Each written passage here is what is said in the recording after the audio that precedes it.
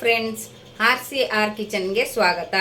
ಜನರ ಆರೋಗ್ಯದ ದೃಷ್ಟಿಯಿಂದ ರಾಗಿ ಗಂಜಿ ತಯಾರು ಮಾಡುವುದು ಹೇಗೆ ಎಂದು ತೋರಿಸುತ್ತಿದ್ದೆ.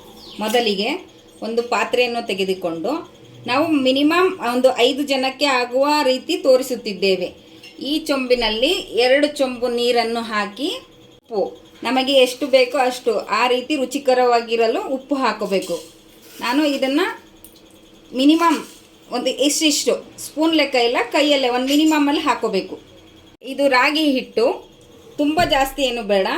ಒಂದು ಗ್ಲಾಸ್, ಚಿಕ್ಕ ಗ್ಲಾಸಲ್ಲಿ 1 ಗ್ಲಾಸ್ ತೊಗೊಂಡ್ರೆ ಸಾಕು. ಅದನ್ನು ಈಗ ಸ್ಟವನ್ನು ಹಚ್ಚಿ ಪಾತ್ರೆಯನ್ನು ಇರಿಸಿ ಹೈ ಫ್ಲೇಮಲ್ಲಿ ಉರಿ ಹಾಕ್ಕೊಬೇಕು.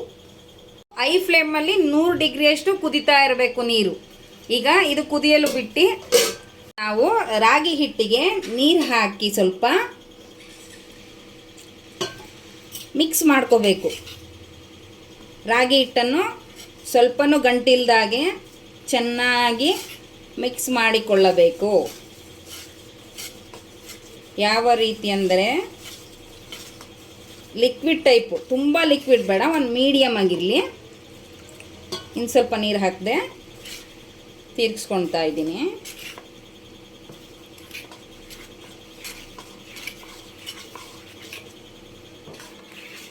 ಸ್ವಲ್ಪನೂ ಹಿಟ್ಟಿಲ್ದಲೆ ನೀಟಾಗಿ ಲಿಕ್ವಿಡ್ ಟೈಪಲ್ಲಿ ಮಾಡ್ಕೋಬೇಕು.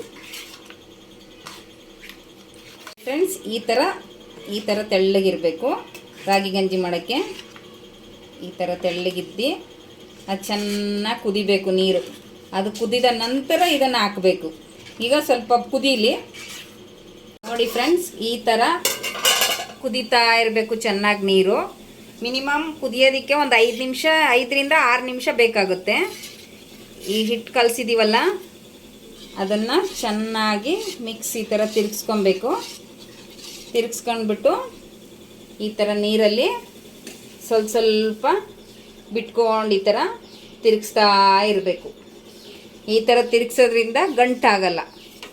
ನಾವು ತಿರುಗಿಸೆಲ್ಲ ಒಟ್ಟಿಗೆ ಹಾಕ್ಬಿಟ್ರೆ ಗಂಟಾಗ್ಬಿಡುತ್ತೆ. ಇದಕ್ಕೆ ಸ್ವಲ್ಪ ಈ ಥರ ಹಾಕ್ಕೊಂಡು, ಸ್ವಲ್ಪ ಹಿಟ್ಟೆಲ್ಲ ಇರುತ್ತಲ್ವ ಸೈಡಲ್ಲಿ, ಎಲ್ಲ ಈ ಥರ ತಕ್ಕೊಂಡು ಹಾಕೊಂಡ್ಬಿಡ್ಬೇಕು. ನೋಡಿ, ಈ ಥರ ಇಷ್ಟು ತೆಳ್ಳಗಿರಬೇಕು. ಇದು ಸ್ವಲ್ಪ ಚೆನ್ನಾಗಿ ಕುದಿಬೇಕು. ಆಮೇಲೆ ಇದು BP ಶುಗರು ಇರೋರಿಗೆ ಭಾಳ ಒಳ್ಳೆಯದಿದು.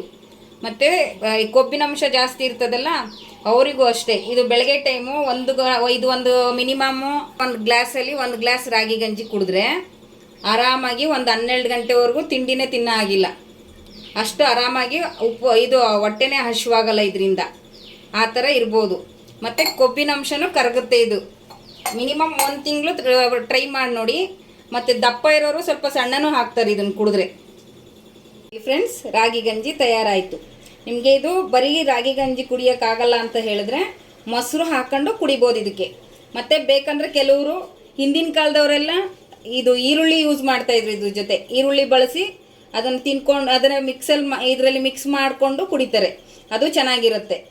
ನಿಮಗೆ ನಮ್ಮ ವಿಡಿಯೋ ಇಷ್ಟ ಆದಲ್ಲಿ ಲೈಕ್ ಮಾಡಿ, ಕಾಮೆಂಟ್ ಮಾಡಿ, ಸಬ್ಸ್ಕ್ರೈಬ್ ಆಗಿ.